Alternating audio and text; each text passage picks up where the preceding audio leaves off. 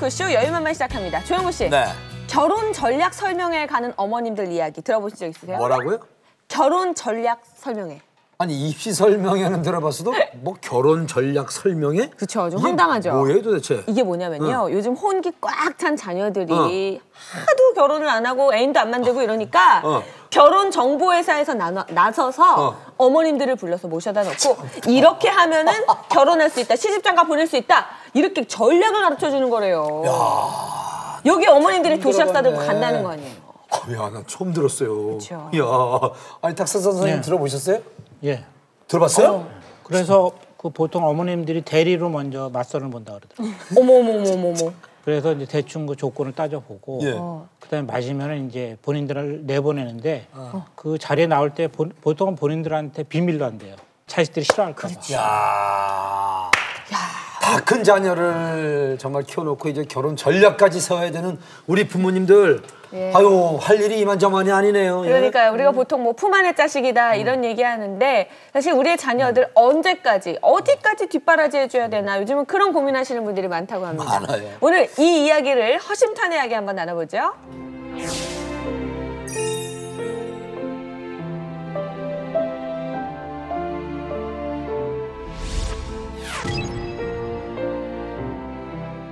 야, 내가 널 어떻게 키웠는데 네가 그럴 수가 있냐 이러면 자식은 할 말이 없어요. 부모도 포기하라고 하지만 포기는 안 되는 것 같아요. 너는 아무 걱정하지 마. 엄마가 다 알아서 할게. 언제까지 이렇게 살아야 되느냐. 부모가 개입하면 개입할수록 자녀는 망한다고 생각합니다. 부모님한테 경제적인 지원을 받으면 부모님의 조정을 받을 수밖에 없어요. 전문 용어로 지분이 있는 거예요. 부모가 좀 계속 개입한다고 일방적으로 좀 말씀하시는데 자녀들의 그 욕심도 있는 거예요. 경제적으로 얘기하는데 제일 중요한 게 사실은 예요.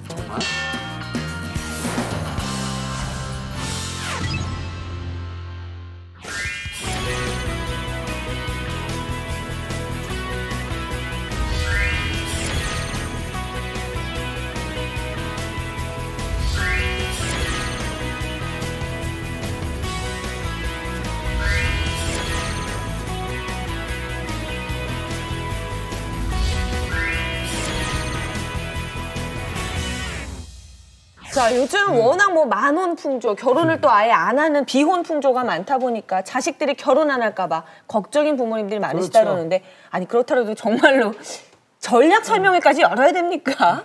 그 부모님들 얘기로는요. 내 자식이 바쁘니까 내가 대신 나간다. 예, 자식이 너무 바쁘다는 거죠. 그리고 자식은 사실 결혼에 관심이 없어요. 예, 대다수의 많은 젊은이들이 요즘은 결혼이 필수가 아니고 그렇죠. 그냥 내가 하고 싶을 때 하고 안 해도 그만이다. 이러기 때문에 부모님은 안절부절한 거죠. 근데 이게 이제 부모님들이 설명회만 나가는 정도가 아니고 예. 자녀들이 맞선 뭐 여자 소개한다, 남자 소개한다 하면 경기를 하니까 부모님들끼리 어느 정도 조건을 싹 맞춰본 다음에 그 자녀들의 동선을 파악을 하는 거예요. 그 두 사람이 우연히 만난 것처럼 장소를 주선한다는 겁니다. 부모님은 아예 나서지도 그런 않고. 게 어딨어요. 무슨 영화예요? 정말이라니까요. 사실 저에게는 결혼 안 한 친오빠가 한 명 있습니다. 정말? 그래서 저희 엄마는 늘 명절 때마다 모든 친척들에게 도대체 자녀를 언제 그 아들놈을 결혼시킬 거냐 이렇게 이제 구박을 받으시는데요. 그래서 저희 엄마도 결혼정보회사에 직접 가입을 하셔서 오빠 몰래 이렇게 엄마 친구 딸인 마냥 딸인 것처럼 속여가지고 맞선을 보게 했대요. 근데 어떻게 했어요? 당연히 이제 오빠가 싫어했죠. 예. 그래도 이거에서 벗어나서 요즘에는요 아파트 단지 내에서 엄마들끼리 내가 그 우리 자녀의 그 상대의 배우자를 이 아파트 단지 내에서 찾겠다 이런 이른바 맘 매칭 엄마들이 늘고 있다고. 이승현 아나운서 오빠가 몇 살이에요 지금? 예? 뭐 오빠가 대충 제가 방송에서까지 이렇게 40 넘었죠? 이미 다 얘기했어요. 그렇죠. 예. 근데 저보다는 나이가 많습니다. 왜 안 간다는 거예요? 예? 왜? 너 같은 저기 여자 만날까 봐. 동생이 너무 기가 세다고 기센 여자한테 너무 짓눌려서 이 세상에는 착한 여자가 없는 건데 뭐 이렇게 이제 얘기를 오빠는 핑계를 대고 있지만 어쨌든 이렇게 맘 매칭 모임에서는요. 그러니까 아파트 내에서 이렇게 엄마들끼리 모임을 가지면 비슷한 수준의 엄마들끼리 이제 모임을 갖게 되는 그렇죠, 거잖아요. 아무래도. 그러다 보니까 뭐 경제적인 면이나 뭐 비슷한 생활 수준 때문에 엄마들이 이렇게 선호한다고 해요. 많은 경우에 얘기하는 게 내가 한 5년 전만 하더라도 결혼을 잘할 수 있는데 지금 만나는 사람은 내가 5년 전에 제일 형편없다고 하는 사람도 구하지 못하겠다. 이렇게 얘기하는 진짜? 경우가 많아서 아유. 실제로 지금은 그 예를 들어서 좀 바쁜 젊은 친구들 같은 경우는요. 사람 만날 시간이 없어요. 맞죠. 그래서 그런데- 자꾸 결혼이 늦어지죠. 결혼 그 설명회에서 요즘에 뜨는 핫한 이론이 있다고 해요. 뭐야? 이른바 뭐 주차장 이론이라고 하는데 그건 또 뭐야? 우리가 이제 백화점에 주차하러 들어갈 때요. 가장 입구랑 가까운 데 주차하기 위해서 자리가 있음에도 불구하고 한 바퀴 더 돌죠. 나 알겠어. 근데 이거. 한 바퀴 더 돌고 나면은 그 자리마저 없어지는 거죠. 마찬가지로 그냥 적당한 배우자감이 있음에도 불구하고 더 좋은 사람이 나타날 거야. 이런 기대감 때문에 이렇게 한 바퀴 좀 순회하고 돌아보니까 그만한 사람도 없는 거죠, 결국에는. 그러니까 그 자리도 없는 거죠. 예, 이렇게 설명해서 이런 걸 많이 좀 얘기해 준다고 박 해요. 선생님 왜 이렇게 막 지금 이렇게 웃으세요? 이렇게 이 얘기를 하는데. 결혼은 다 남 얘기인데 다 그렇게 흥분하시니까. 결혼은 뭐 각자 알아서 하는 거잖아요. 선택의 문제인데. 왜요? 박 요새 선생님 뭐- 자녀분이 계속 나이가 들었는데도 장가 가면 어떻게 하실 거예요? 제가 도망가야죠. 도망간다고? 그러니까 자식이나 그 부모 관계라는 게 이게 일종의 권력 관계가 있거든요. 무슨 말이냐면은 내가 누구의 보호자죠. 지금 자식이 있는데 내가 보호자가 되면은 아직 내가 권력이 있는 거죠. 근데 보통 25살 넘어가면은 이제 그게 없어지잖아요. 그렇죠. 근데 65살이 생기면 보호자가 바뀌죠. 그럼 이제 자식이 보호자가 되잖아요. 의료보험 예, 이런 거. 뭐 수술할 네, 때라든가 수술할 이럴 때도 때 그렇고. 보호자 쓰라고 그러면 자식을 써야 되는 거잖아요. 맞아. 그런데 25살에서 65살까지 40년간의 이제 권력 이동이 있는 거죠. 그렇죠. 근데 그 권력 이동 사이에서 가장 좋은 게 뭐냐면 결혼이죠. 결혼. 결혼하면 모든 것이 순조롭게 풀리는데 그 40년 사이에 결혼이 이루어지지 않으면 권력 이동이 순조롭지 않다는 거예요. 그러면 이제 65살이 돼서도 부모가 여전히 보호자여야 되는 거잖아요. 그거 이상한 거죠, 그러니까. 지금 그 문제죠. 그러니까. 저희 같은 경우는 사실 많이 오세요. 어머님들이. 예, 어머님이. 진짜? 왜냐하면 지난번에도 이제 부부가 오셨는데 아이들이 4명이에요. 44, 38, 36. 아무도 결혼을 안 했다는 거예요. 와, 이건 좀 심각하다. 그게 언제까지. 그런데 다 전문직에 종사해요. 그러니까 뭐 뒤처지고 뭐 이런 자식들이 아니에요.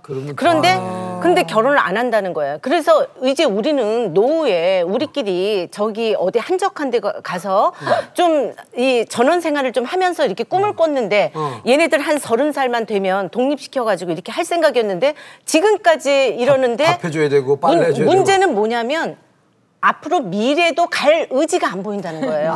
그러니 이거 언제까지 이렇게 살아야 되느냐. 저도 이제 결혼 옛날 기준으로 하면 사실 정년기에 다다른 자녀가 있단 말이에요. 네. 근데 좀 더 지나면 조바심이 날 것 같아요.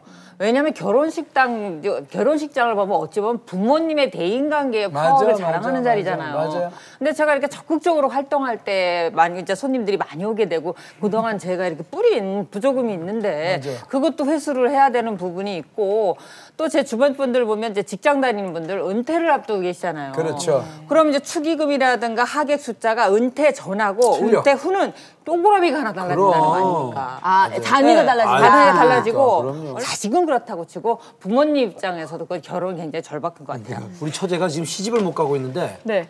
계속 장인어른도 그렇고 막 계속 우리 처제를 이렇게 시집을 보내려고 노력했는가 봐요. 근데 장모님이 갑자기 불더니 조서방이 그렇게 사람을 많이 알고 있는데 어떻게 처제 하나 시집 못 보내? 어머. 그러니까 저도 어디서 구해봤는데 제가 아는 사람은 다 정상적인 애가 없어요.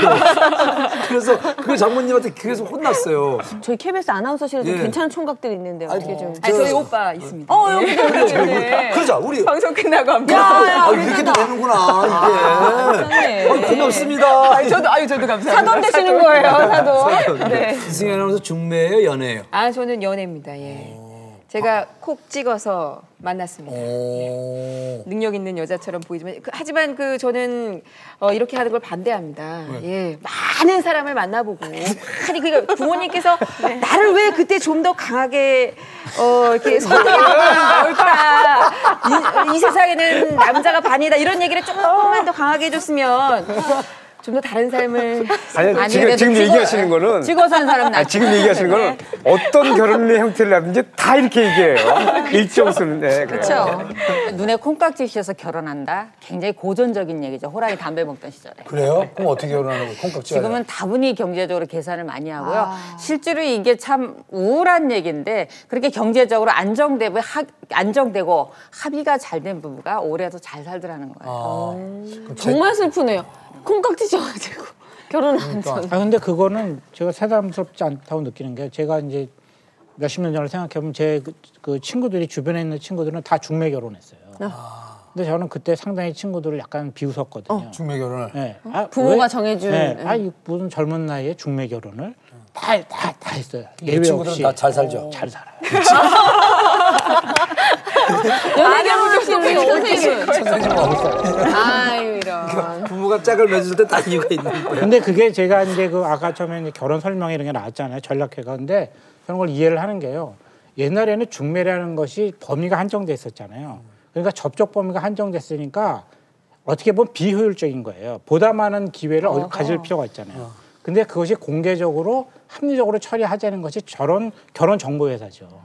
그건 보다 많은 데이터를 이용하는 거죠. 데이터가 더 넓어지는 거잖아요. 그러니까 제가 뭐 옛날에는 아름아름 중매했는데 이제는 공개적으로 보다 많은 데이터를 가지고 하자. 그러니까 어떤 면에서 합리적으로 진화한 것이죠. 그래요? 그런데 이제 저는 이제 중요하게 생각하는 게 조건에 대한 부분. 이제 부모님이 너무나 조건만 앞세워서 이렇게 하게 되는 경우에 폐단이 사실 상당하거든요. 왜냐하면 이 조건부 결혼이라는 게 이 조건이 우리가 어긋나거나 잘못됐을 때 과연 이들이 심리적인 탄탄한 두 사람의 인간관계, 두 사람의 사랑의 애정에 대한 이 관계가 탄탄하느냐, 이 부분에 대해서 우리가 좀 많이 이제 놓치고 가는 거죠. 예를 들면 사업이 잘 나가는 뭐 이 조건이 좋은 남자한테 시집을 보냈어. 근데 어느 날 갑자기 사업이 망하게 됐다. 그리고 뭐 이 주상복합 뭐 50평대 큰 평수에다가 외제차를 타고 있었는데 이 한 3년 만에 망해가지고 쫄딱 망했는데 그럼 어떻게 해야 되는가? 여기에 대한 대안이 없는 거예요. 그렇기 때문에 사실은 이 너무나 조건에 치우쳐서 한다라는 거는 정말 문제가 있고, 다만 이제 저는 보는 눈을 많이 키워줘야 될 필요가 있다. 사실 요즘 부모가 자식을 결혼시키기 위해서 본인들이 살고 계신 집을 대출받는 그런 일도 있고요. 막 빚을 내 가지고 혼수해주고 막 이런 경우도 결혼을 있어요. 시키는데? 그럼요. 이렇게까지 이렇게 해야 되나? 자녀의 결혼 비용까지 내 노후 자금 털어서 하는 거, 이런 거에 대해서는 어떻게 생각하시는지요? 어떻게 생각하긴요. 굉장히 문제가 많고, 일단 부모님 자체가 노후 대비가 전혀 안 된다라는 거예요. 왜냐하면 자녀가 결혼할 때 대부분 남자 측에서 집을 얻어주게 되는데 서울 시내 전세가 3억, 4억 미만이 없습니다. 그럼요. 좁은 평수도. 근데 이것이 없어서 부모님이 대출을 받거나 심지어는 그 본인들이 살고 있는 집을 팔아서 본인도 전세로 나가고 자녀를 전세를 이렇게 얻어주는 경우가 많아요. 근데 문제는 이게 좋을 때는 좋아요. 그나마 부모님이 또 자녀들이 이게 이자도 갚아주고 하면 되는데, 이혼할 때 이것이 이제 며느리가 들어와서 출산하고 아이를 낳았다 그러면 재산분할을 가져가게 되는데, 부모님이 해준 경우도 이게 재산분할 대상에 들어온다는 거예요. 그럼 그때 법정에 나타나셔서 막 우시면서 이거 내가 빚내서 해준 건데 이걸 며느리한테 분할하는 것이 말이 되느냐, 이렇게 우는 분들도 계세요. 그래서 이런 그 무리해서 자녀 결혼을 위해서 이렇게 특히 이렇게 집을 빼서 팔아서 돈을 주는 건 좀 차후에 후유증이 굉장히 많습니다. 요즘은 결혼을 하면요, 1년 동안 그 혼인신고를 안 시켜요. 일부러. 부모가? 시댁에서. 왜냐하면 이혼할 가능성이 매우 높거든요. 그럴 때 말씀하신 대로 이혼했을 때 재산 분할에 문제가 생기니까 미연에 방지하기 위해서 혼인신고를 안 해요. 법적으로. 그리고 1년이 지나서 무사하면은 그때 이제 등기를 해주죠. 그래서 친정 부모들이요, 공동 명의를 하기 전에는 결혼을 안 시키겠다 이런 얘기가 그래서 있어요. 시어머니는 지금 전셋집을 시어머니 명의로 얻어준다는 거 아니에요? 네, 그렇죠. 이거 뛰는 놈이 나는 놈도 아니고 이거 뭡니까? 아 근데 이런 얘기가 한 10년 전부터 나왔던 얘기예요. 근데 지금은 완전히 전쟁터입니다. 지금 전쟁터에 난 지금 몰랐네. 얼마 전에도 어떤 그 어머니께서 이제 전화를 주셨는데 아이 그 아들이죠. 아들이 굉장히 이제 전문직에 종사하는 아들이에요. 근데 결혼부터 시작을 해가지고 모든 세팅을 다 어머님이 다 해주셨어요. 근데 이제 최근에는 또 어떤 고민이냐면 이 아들이 쥐어 사는 것 같아서 아무래도 안 되겠다. 이 며느리를 이거 혼을 좀 내줬으면 좋겠는데 이거 어떻게 했으면 좋겠느냐. 이제 이런 거예요. 근데 이제 여기에 대해서 사실 이렇게 분리가 되어 있어야 되는데 어린 시절부터 이게 너무 자연스러운 거예요. 이 가정은. 그 아들은 어머니의 의견을 그냥 따르고 이 어머니는 당연히 너는 아무 걱정하지 마. 너는 공부만 해. 엄마가 다 알아서 할게. 이게 그렇다니까. 지금까지도 이어지고 맞아, 있는 거죠. 이제. 아니 부부 관계까지 어머니한테 상의를 한다는 거예요? 그렇죠. 그러니까 이제 이 며느리는 오셔서 이제 하시는 얘기가 아우 나는 이 남자하고 결혼을 했는데 완전히 이 시어머니하고 내가 같이 사는 거지. 같이 사는 것 같다. 그러니 이거 불안해서 내가 어떻게 사느냐. 이제 그거에 대한 이제 불만. 그거에 대한 싸움이거든요, 사실. 제가 이제 상담한 경우는 어떤 거냐면 젊은 부부예요. 30대 초반에 시어머니가 얼마나 극성맞은지 그 두 부부 사이에 아들 부부 사이가 일주일에서 성관계, 부부관계를 몇 번 하는지도 체크를 하고요. 그다음에 현관 비밀번호 늘 알고 계셔가지고 아무 때나 문을 벌커덕 이렇게 열고 들어오셔가지고 두 사람이 부부관계 하다 보면 발각이 돼서 그 이후로 이 여자가 불안증에 걸려서 남편과 부부관계를 거의 못 하고 있는 그래서 이혼을 하겠다고 왔는데. 되게 이렇게 극성맞은 어머니가 아들을 이혼까지 시키는 것까지는 잘 모르겠어요. 그런데 이혼을 시키겠다고 어머니, 아버지 손잡고 온 남자는 결혼도 그렇게 결혼을 했더라는 거예요. 그래서 결혼이 강제로 된 게 억지로 된 게 이혼까지 이어진 것까지는 모르겠지만 이혼에 깊이 관여하는 부모는 결혼도 깊이 관여를 했더라. 그럼 이승현 아나운서 생각에는 부모님이 어디까지 관여해야 된다고 생각하세요? 왜 이렇게 어려운 걸 저한테 물어보시나요? 딱 사실 생각하게. 제가 시부모님이랑 함께 살고 있기 때문에 어디까지 관여해야 되느냐 이거를 명백하게 설명하기가 상당히 애매모호합니다. 하지만 저는 결혼하고 나서는 그냥 성인으로서 인정을 해줘야 된다고 생각해요. 그래서 정서적으로 먼저 독립을 시켜야 됩니다. 아침에 뭐 일어나서 뭘 먹고 점심에 회사에 나와서 뭘 먹고 그다음에 몇 시에 퇴근할 건지 오늘 회식에 누가 했는지 우리 동기 기자가 뭘 했는지 이것부터 시시콜콜 제가 아닌 어머니께 먼저 이야기하는 이런 남편의 모습을 보면서 정서적인 독립이 필요하다. 이런 생각이 들고요. 그리고 두 번째는 이제 시부모님이 결혼을 했음에도 불구하고 아들 통장 관리를 하고 계시는 분이 계세요. 예, 제 얘기는 절대 아니고요. 그래서 따박따박 용돈을 며느리한테 주는 거예요. 제 얘기는 아닙니다. 따박따박 용돈을 이렇게 보내서 이걸로 생활비를 하라. 너희들이 재테크를 뭘 알겠니? 내가 여지껏 살아온 그게 있는데 내가 해주마. 이런 식으로. 부모님한테 경제적인 지원을 받으면 부모님의 조정을 받을 수밖에 없어요. 왜냐하면 권력이 이미 그쪽으로 이동이 되는 거예요. 한번 생각해 보세요. 경제적으로 독립이 안 됐는데 어떻게 부모 말을 거역할 수 있습니까? 야 그러면 집 빼. 이 집 다시 갖고 와.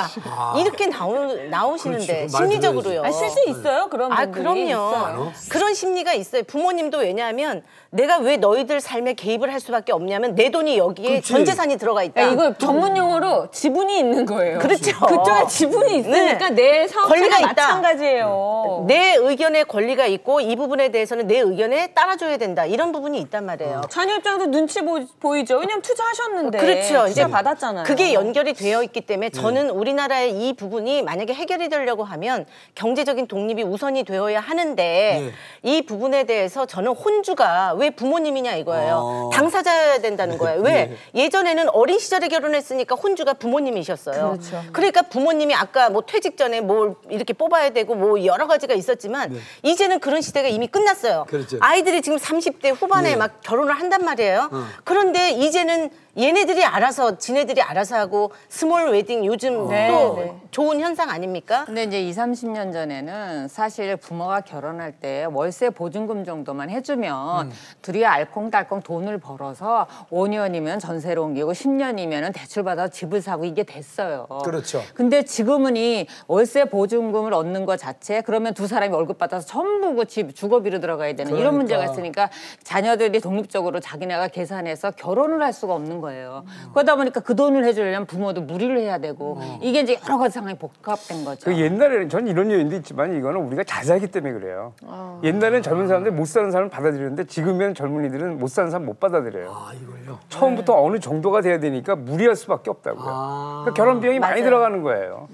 그래서 이거는 현재 우리가 잘 살기 때문에 오는 부작용 중에 하나예요. 탁 선생님 우리가 결혼해서 살다 보면 정말 이런 게 중요한 게 아닌데 그렇죠? 정말 완전히 좀 독립처를 인정해줘서 둘이 잘 살게끔 이렇게 지켜만 보면 되는데 그걸 계속 관여하고 그러면서 계속 또 싸움이 나고 이런 반복적인 이런 세태를 지켜보시면서 어떠세요? 자식들도 이제 욕심이 있는 거죠. 그러니까 결혼을 함으로써 뭔가 갑자기 이제 신분이 상승하는. 그러니까 조그만 집에 살았는데 큰 집에 살게 되고 모든 것이 다 새고로 마련되고 자동차도 바뀌고. 근데 그런 건 노력 없이 뭔가 큰 거를 바라는 거잖아요. 그게 잘못의 시작인 거죠.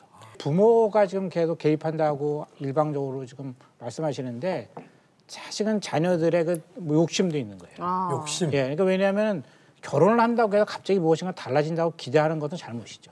제가 보기엔 그 자식끼리도 문제가 있는 게 시작은 그거죠. 결혼하면 뭔가 달라져야만 한다.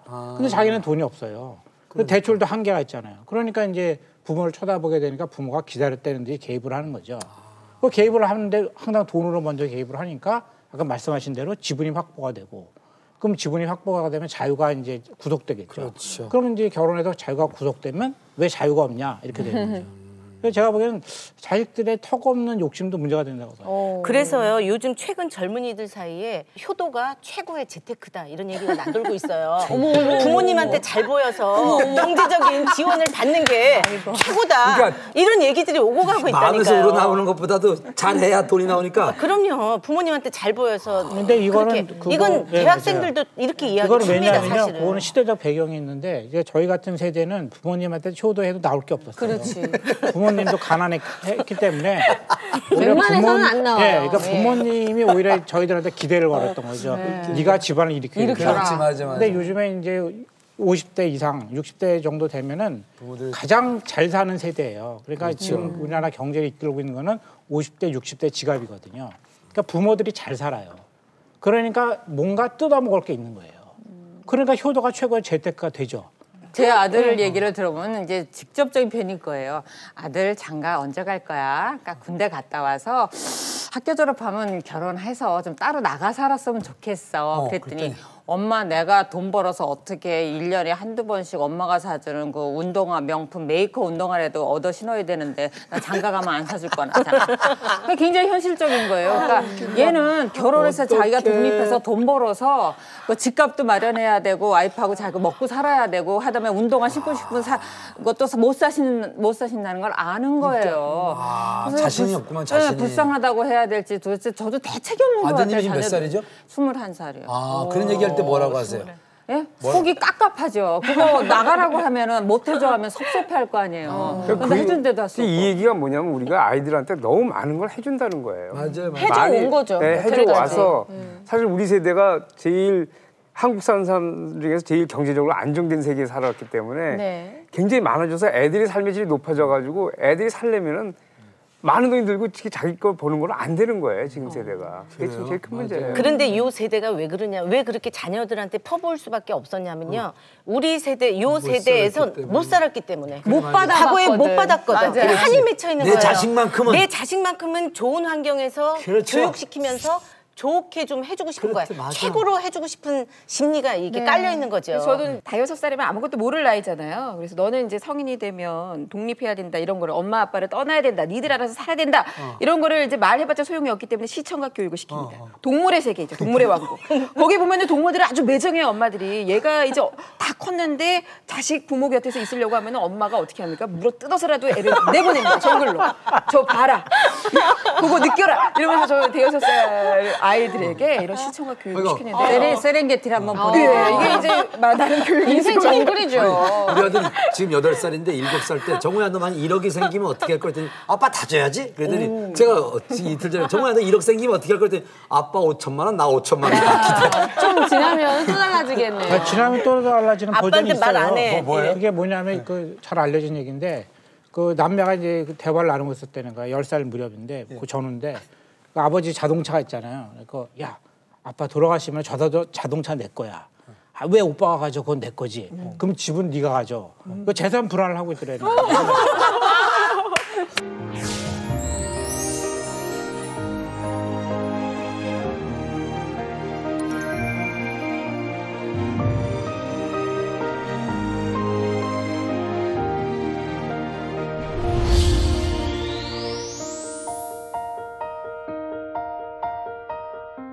자식 이야기 하다 보니까 결혼 문제에 대해서 또 우리가 이렇게 많이 얘기를 나눴는데 이번엔 좀 경제적인 이야기를 좀 해볼까 합니다. 한 취업 포털 사이트에서요. 20, 30대 직장인들을 대상으로 부모님의 지원은 언제까지 어떻게 받을지에 대한 설문조사를 했대요.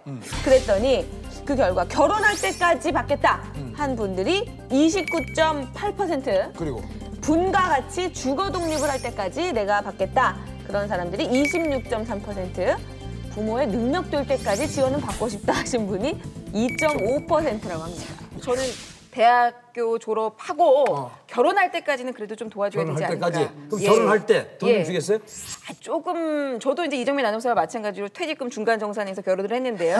지금 퇴직금 남은 게 없어요 사실. 그런데 저는 이제 요즘 하도 취업도 어렵고 젊은 세대들이 또 비정규직이 많고 이러다 보니까 저희 아이들이 이제 10년, 15년 뒤에 이제 취직하기는 얼마나 더 어려워지겠어요. 그런 걸 생각해서 결혼 자금은 조금 보태줄 용의는 있으나 지금부터 동물의 왕국 열심히 보면서 그 다음부터 네가 알아서 해야 된다. 이렇게 좀 매정하게 좀 독한 마음을 먹어야 되겠다. 저는 이제 대학 졸업 때까지만이라고 생각을 해요. 저는 개인적으로. 왜냐하면 대학 전까지는 아직 이 뭔가 공부를 조금 더 해야 되고 그러니까는 4년제 대학 요 정도 시기 뭐 나이로 친다면 한 25, 남자애들은 군대 갔다 와야 되니까 한 27, 28 정도 되겠죠. 그럼 대학까지 딱 끝내주고 네. 지원 안 해주겠다? 네, 지원 안 해줍니다. 안 해준다. 예. 김병호 선생님은? 저희 집사람이 우리 아들내미가 대학 들어간 다음에 이제 저희 집사람은 이제 그런 교육을 받았으니까 너 대학 들어가면 용돈을 네가 해라 이렇게 얘기를 했어요.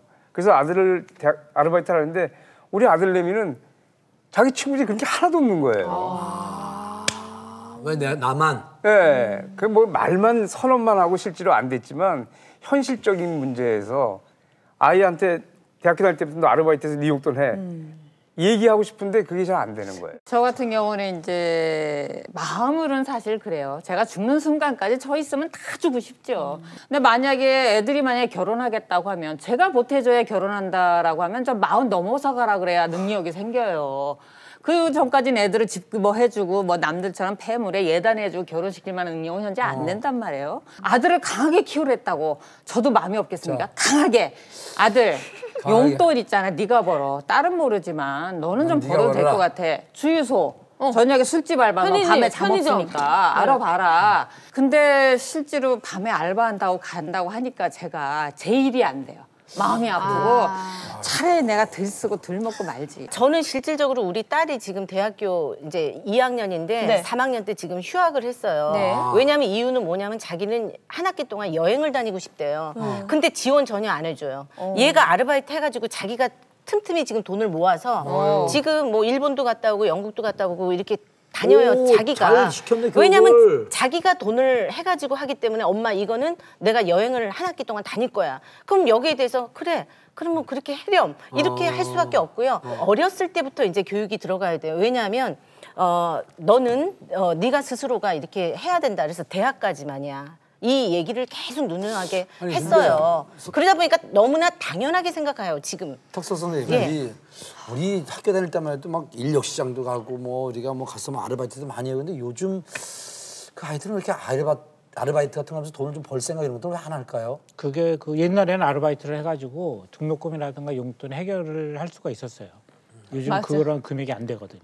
해봤자 네. 턱없이 부족하니까. 턱없이 부족하니까 엄두가 안 나는 거죠. 그리고 그 언제까지 지원하냐의 문제는 뭐 저는 별로 그런 거 생각 안 해요. 왜냐하면 제가 돈이 없다는 걸 알아요.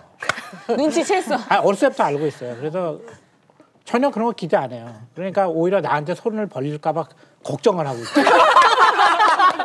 좋은 방법이야. 네, 그러니까 봐. 저렇게 빌빌거리고 있는데 이거 계속해서 나중에 나한테 달라붙으면 어떡하나. 아들 대학교 등록금도 안 대주세요? 등록금 내줬죠. 등록금 근데 아니, 그 정도죠. 항상 이제 그 걱정을 하고 있는 거예요. 아들은. 그러니까 저는 이제 그런 걱정을 해본 적이 없는데 제가 생각해 보면 뭐냐면은 언제까지 그 지원하느냐 문제가 아니라 어떻게 지원하느냐가 문제거든요. 그러니까 이게 결혼한 다음에 지원하느냐가 그게 중요한 문제가 아니라 죽을 때까지 자식을 위하는 마음은 부모가 변할 수가 없어요. 근데 문제는 뭐냐면 어떻게 하느냐가 문제죠. 슬기롭게. 근데 그걸 할 때 내가 지원을 해주면서 내가 권력이 생겼다고 생각하느냐 아니면 내가 요거밖에 못 도와줘서 미안하다고 생각하느냐 그리고 받는 자식도 부모가 요만큼이라도 도와줬으니 참 다행이라고 생각하느냐 아니면 요거밖에 못 도와줬다 그래도 분노하느냐 그 차이거든요. 그러니까 제가 보기에는 시기라든가 이런 게 문제가 아니라 어떻게 그리고 마음가짐의 문제거든요. 근데 그건 교육이 필요하다고 생각해요. 저는요 사실 이제 경제적으로 얘기하는데 제일 중요한 게 사실은 정서적인 독립이에요. 그러니까 부모가 예를 들어서 자식한테 너 독립적으로 살아라라고 얘기하면서 독립적인 가치관에 대한 걸 얘기하면서 부모가 영향을 계속 줄 수도 있어요. 경제적인 건 없지만 대학교 다니는 아이들한테 돈을 벌어서 네 용돈을 나열하든지 쉽지 않을 거거든요. 그러니까 그건 하고 정서적인 부분에 대해서 아이의 삶에 대한 거를 언제부터 부모가 간섭을 하지 말아야 되느냐 저는 이거는 훨씬 더 전부터 해야 된다고 생각해요. 언제죠? 제 생각에는 초등학교 저학년 이후는 부모가 정서적인 부분에서 애의 삶에 개입하는 건 별로 안 좋다고 봐요. 저도 동의해요. 네. 저는 초등학교 저학년이요. 예를 들면은 저 같은 경우는 그 당시에 이제 중학교가 의무교육이 아니었는데 제가 애한테 얘기를 했어요. 야 이거 초등학교까지 의무교육인데 중학교는 의무교육이 아니니까 네가 선택할 수가 있다. 그런데 초등학교는 안 보내면은 부모가 잡혀가니까 그거는 네가 좀 가져야 되겠다. 예, 그러니까 중학교 가는 문제는 네 선택이니까 어떻게 하겠느냐. 그러니까 이제 웬만하면 가보겠다. 그러니까 제 생각에는 모든 것을 당연시하면 안 된다는 거죠. 그래갖고 선택을 존중해 주면은 대우를 받잖아요, 자기가. 네. 그럼 자기 책임이 자기 생겨요. 거니까. 그럼 자기 인생이 생기는 거예요. 왜냐면 부모가 대접을 해주면은 자기 책임 생겨요. 근데 부모가 아무런 대접도 안 해주면서 너는 이 길이야. 너는 변호사가 돼야 돼. 이 길이니까 따라와. 이렇게 되면요. 대학 들어가서도 그 시간표 짜주잖아요, 부모가. 네, 맞아. 그러면 그런 부모한테는 어떻게 독립을 하겠어요? 저는 사실 요 독립심 키우는 거 요게 만 1세부터 들어가야 된다고 생각합니다. 동물의 왕국. 왜냐하면 똑같은 경우가 뭐냐면은 아이들이 밥을 잘 안 먹으려고 그러잖아요. 밥을 먹인단 말이에요, 부모가. 그럼 저희 아이가 이제 한참 밥 먹고 이제 그런 시기잖아요. 먹여주면 안 먹어. 그럼 도망가면 엄마들 따라가서 먹여요. 그렇게 해요. 그럼 하루 종일 애기 따라다니면서 삼시세끼만 먹이다 끝나요. 또 부모가 또 그럴 수밖에 없어요. 그러는데 진짜 교육은 이렇게 된다는 건 먹어, 안 먹자, 안 먹어, 그러면 먹지 마. 끝. 오늘 식사는 없는 거야. 네가 안 먹는다 그랬으니까. 그렇게 독립심을 키워줘야 먹고 싶었어 지금. 순간 먹고. 아니 근데 지금 이종민 아나운서 얘기하는 게 맞는 거가 뭐냐면은 부모는 자식의 독립을 어떻게 하냐면 자식의 능력이 있는 것만큼은 개입하지 말아야 돼요. 애가 만약에 배고프면 먹을 수 있는 아이면 안 먹이는 게 답이에요. 그렇죠. 한 살이 맞다고 봐요. 그러니까 애들의 독립은 사실은 몇 개월부터 시작해. 부모를 떠나가지고 기어갈 때부터 독립을 시작하는 거거든요. 아주 어려. 그때부터 아이들의 독립, 아이들의 자율성을 만들어주는 부모는 자식을 나중에 독립성 있는 아이들, 자율성 있는 친구를 만들 수 있고 부모가 자식을 위해 가지고 너 사회적으로 나쁜 사람 안 되니까 너 이렇게 하면 도움이 되니까 계속 얘기해주는 친구는 아무리 좋은, 그러니까 돈을 너 부모한테 뭐 경제적으로 의존하지 말아라, 뭐 또 돈 함부로 쓰지 마라, 아무리 좋은 얘기를 부모가 가르쳐도 이런 친구들은 독립이 안 돼요. 저같이 이렇게 보통 엄마들 못 끊고 지금까지 온 사람들은 어떻게 해야 되는 거예요? 그러니까 하루아침에 끊을 수가 없는데 자 어떻게 하면 좋겠습니까? 오늘도 이제 그런 친구랑 같이 면담을 하고 왔어요. 그러니까 엄마를 못 떠나요. 딸인데. 딸? 예, 그래서 그 친구하고 이제 얘기한 걸 얘기하면은 어차피 엄마가 걔를 못 떠나면은 엄마의 삶도 없고 아들의 삶도 없어요. 그러니까 이거는 아들을 위해서도 그렇고 엄마를 위해서라도 빨리 이건 끊어야 될 일이죠. 그게. 지금 생각해 보니까 우리 아들은 대학교를 선택할 때 저는 본인 적성에 맞다고 생각한 거였는데 지방 쪽이었어요. 그쪽 가기를 희망했는데 우리 아들은 엄마한테서 제일 가까운 학교를 선택을 했어요. 생각해 보니까 제가 아들을 너무 이렇게 구속 내지는 이렇게 벗어나게 못했던 것 같아서 반성하고 있습니다. 아드님이 여자친구를 이렇게 만들어서 와서 인사했는데 야, 그 여자 별로야 만나지 마 그러면 아드님이 그 말 들어요? 아니죠. 인사를 데리고 온 적이 없죠. 아직은 좀 아직 어려서. 네, 만나고 있는 건 같은데 한 달을 넘기지 못하는 것 같아요. 엄마의 방해 때문이 아닐까? 아니에요. 엄마의 방해. 부모가 너무 완벽하게 보이는 것도 참 문제예요. 왜냐하면 기대고 믿을 엄마만큼 똑똑한 여자가 없어. 이러면 모든 거에 대한 의견을 엄마한테 물어보는 거죠. 기준이 엄마가 되니까. 그렇죠. 기준이 엄마가 방해가 되는. 아니, 그러면 자기 인생 살기가 어려워요. 상대 여자가 엄마가 저라고 아는 순간 굉장히 부담스러워요. 그러니까. 그래서 앞으로 엄마 아들이라고 얘기하지 마. 안 해. 나중에 말하세요. 나중에. 저는 떠오르는 그 단어가 뭐냐면 이거예요. 어떻게 길을 들였냐면 착하지 해서 길을 들였어요. 사실은. 예쁘지. 착한 맞아. 어이구 우리 아들 착하지 우리 딸 착하지 엄마 말 들어. 맞아.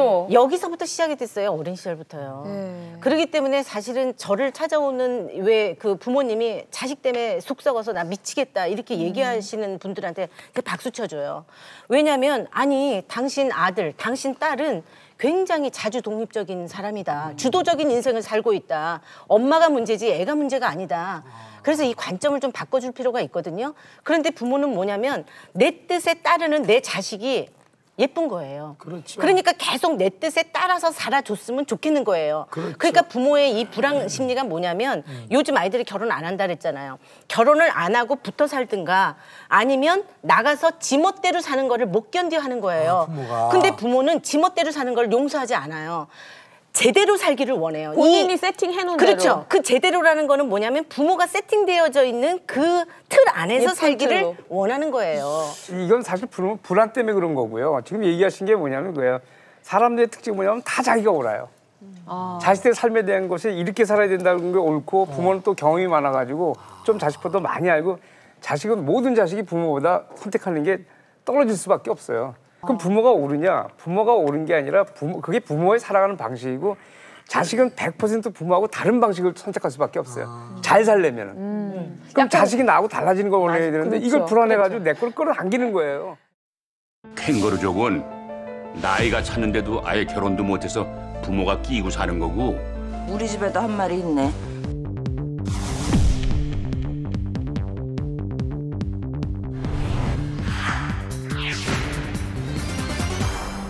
서울시 사는 이 60대 이상 되신 분들을 이제 조사를 해봤더니 46.5%가 20대, 30대 캥거루족과 동거를 하고 있다. 이렇게 이제 조사 결과 나왔어요. 그러니까 절반이죠, 절반. 그러니까 옆에 앉아 60대 계신 이상. 분이잖아요. 예, 그러니까요. 그런데 이제 그 동거하는 이유가 뭐냐면 독립적인 생활이 불가능하다. 아직 불가능하니까. 그리고 이제 두 번째는 손주 양육이나 가사 지원을 계속 해줘야 된다. 그래서 아직도 자녀를 부양하고 있는 60대 이상의 절반, 46.5%. 자녀들 입장에서 이번에는 얘기를 한번 해보면요. 사실 뭐 과잉 보호를 하는 부모들, 가정 교육의 문제도 물론 존재합니다만 이렇게 캥거루족이 될 수밖에 없는 자녀의 입장을 한번 생각을 해보셨나 모르겠어요. 입장이 뭐예요? 요즘에 캥거루족들이 문제다 이런 기사를 보면요. 댓글들이 다 이럽니다. 누구는 뭐 캥거루족이 되고 싶어서 되느냐. 뭐 이런 것부터 시작해서 캥거루족 조금이라도 알면 이런 기사 못 쓴다. 뭐 이런 울분을 토하는 젊은이들이 상당히 많아요. 그러니까 말하자면 나도 부모로부터 독립을 하고 싶어요.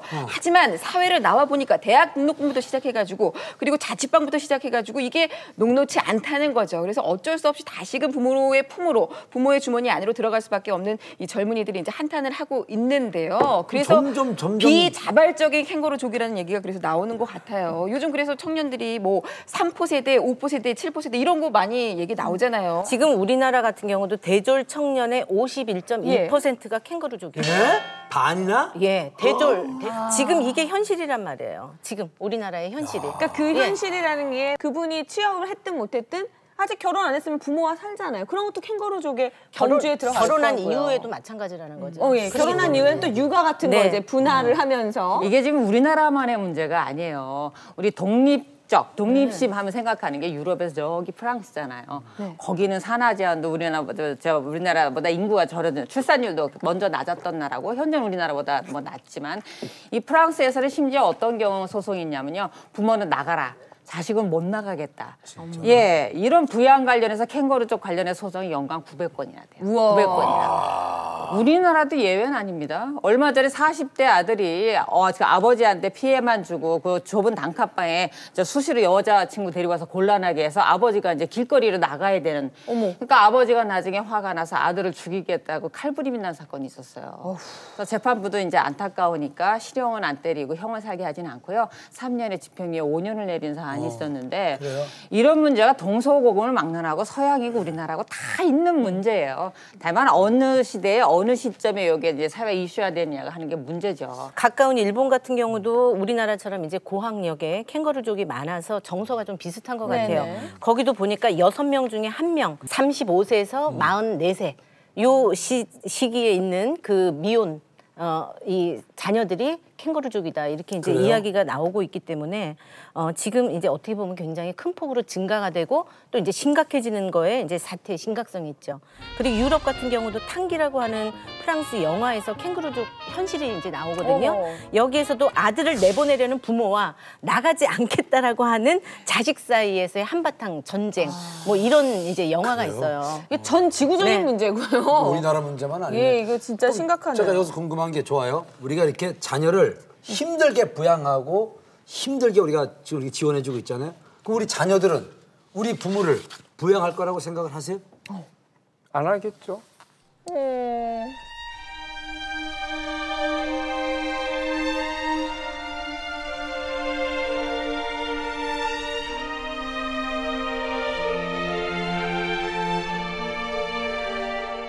지금 세대보다 훨씬 더 미래는 더 안 할 거예요. 그래요? 네, 안 할 거예요. 마음 아프지 않으세요? 그런 생각하면? 이제는 어떻게 했냐면 본인의 노후를 본인이 대비하는 세대이지 내가 자식한테 잘해서 자식이 나한테 잘할 것이다 이건 아니죠. 그렇게 생각해요. 현대 세대는. 아까 이제 3포 세대 얘기도 나왔고 5포 세대 이제 7포 세대란 얘기고 있잖아요. 그러니까는 그 연애, 결혼, 출산, 그다음에 집, 내 집 말이야. 인간관계, 그다음에 꿈, 희망 이게 이제 7포예요. 다 이제 포기된 세대다 이런 이야기도 있어서 슬픈데 부모에게도 3포 세대인 거예요. 부모 3포. 부모. 왜냐하면 노후 포기. 노후 포기. 왜냐하면 계속 노후에 대해서 포기하고 일을 해야 돼요. 은퇴 포기. 은퇴 포기. 또 일을 해야 됩니다. 자식을 부양해야 되니까. 유치원값 대주려고 또 그렇죠. 일들 하시더라고요. 피부양 포기가 있어요. 이제 더 이상 피부양. 이제 과거에는 내 자식을 잘 키웠으면 자식이 나를 부양해갔거니 이런 마음으로 기대는 심정이 있었는데 이제 부양에 대해서 피부양에 대한 포기예요. 이 3포 세대예요, 부모는. 그리고 여기에 대해서 밑 빠진 독에 물 붓기다 이제 이런 얘기가 이제 왜 나오냐면 우리 베이비붐 세대 그 자녀들을 우리가 에코 세대라 그러거든요. 근데 그야말로 에이쿠 이거예요. 이 애들이 뭐냐면 부모를 부양할 의지가 있는가 이거에 대해서 이제 했더니, 조사를 해보면 뭐래? 부모 의존도는 굉장히 높은데 부양 책임감은 굉장히 낮아요. 이거 잘못된 거 예. 아니에요? 아니 근데 부양할 수가 없는 게요. 잘못된 거지, 아니요, 이게. 봐요. 네. 은퇴를 60세를 하는데 보통 95세까지 살잖아요. 그럼 자식이 지금 세대는 자식들이요. 부모를 어떻게 자기 은퇴하고 나서 어떻게 부모를 그렇게 오랫동안 사시는 부모를 갖다가 부양한단 말이에요. 본인 노후도 안 되는데. 어차피 부양 안 해주니까 우리도 해주지 말지. 우리 그러니까 이게 지금 맞물려 있다는 마세요. 거죠. 연세가 들었는데도 불구하고 노후가 조금 편안해야 되는데 자식 걱정. 자식들이 이게 떨어져 나가지 않는 거로 인해서 너무 힘드니 그러니까는 이 부모님 세대에서는 사실 이 부분이 해결이 안 되면 사실 이게 사회적인 책임 우리가 함께 정말 심각하게 고민해봐야 돼요. 제가 알고 있는 분도 퇴직 후에 경비원 역할을 지금까지 하시면서 78세 되세요. 일하시면서 자녀 뒷바라지예요. 그 자녀가 계속 대학원 여기 끝났으면 또 다른 대학원 다니고 그래서 지금 계속 이동하면서 하고 또 어떤 그 할머니께서는 80세가 넘으셨는데도 불구하고 계단 청소하셔요. 근데 45살 먹은 딸을 부양하고 있어요. 그래서 이 딸은 뭐 하냐 이랬더니 놀아요. 노는데 이 딸이 당당함이 뭐냐면 내가 이렇게 지금 힘들게 사는 거는 다 부모 때문이다. 부모 때문에. 어렸을 때 나 좀 뭐 미술한다 그러고 뭐 한다 그랬을 때 나를 좀 키워줬어야 되는데 그때 안 해줬다. 못했으니까 책임져라. 책임져라 내 이러면서 인생 지금도 계속 일을 하고 계시다는 거죠. 그러니까 지금 이게 너무나 심각해요. 사실은 솔직히 얘기하면. 그러니까 노인들의 노후 생활의 포기가 또 다른 자녀에 대한 삐뚤어진 애정이라니까요. 이게. 맞습니다. 인간은 다 누구나 똑같아요. 부모건 누구건 저 사람이 돈이 많은데 날 도와줄 것 같으면 다 기대려고 그래요. 어허. 자식은 기대해서 부모한테 받으려고 그래요. 뭐 외국 애들이라고 뭐 독립적 그런 거 아니거든요. 그걸 부모가 안 해주니까 안 한 거예요. 이제는 부모들이 미래 삶에 대한 걸 생각해서 이제 예전같이 해주고 받는 건 불가능하다라는 걸 자각하고 부모 쪽에서 막아야지. 자식들은요 다 당연하죠. 부모가 있으면 기대려고 하죠 당연히. 네, 부모가 막아야 돼요. 이 지구가 쪼개져도 변하지 않는 게 하나 있어요. 부모와 자식 간의 천륜이라는 거. 그래서 이제 저희가 자신 있게 노후를 자녀에게 기대지 말아야 된다. 이렇게 말은 하지만 우리 부모들 마음속엔 그게 있는 거예요. 너희들이 잘 살아라. 나는 너희한테 노후를 책임지게 하진 않겠다. 이 정서거든요. 아직까지는. 그래서 그런 부분에 대해서 이제 자식도 이제 떠나가야 되고 포기해야 되고 부모도 포기하라고 하지만 포기는 안 되는 것 같아요. 어떻게 말하면 현실을 받아들일 수밖에 없는 거지 포기는 안 되는 거 같아요. 천륜 말씀하셨는데 천륜 들어가면 골치 아파지는 거예요. 천륜이 들어가는 순간 자식은 스트레스에서 벗어날 수가 없어요. 진짜. 그렇잖아요. 야 내가 널 어떻게 키웠는데 이것도 천륜인데 네가 그럴 수가 있냐 이러면 맞아. 자식은 할 말이 없어요. 그런데 부모가 마음 편하게 야 네가 내 자식으로 태어난 게 우연한 일이야. 내가 너를 기획 생산한 게 아니거든. 그러니까 너도 마음 편하게 가져 나도 마음 편하게 갖겠다. 이런 아버지가 어디 있어요? 그런데 우리가 같이 사는 게 생각보다 그렇게 길지 않으니까 우리가 사는 동안에 좀 잘 지내보자. 그럼 너는 어떻게 생각하냐?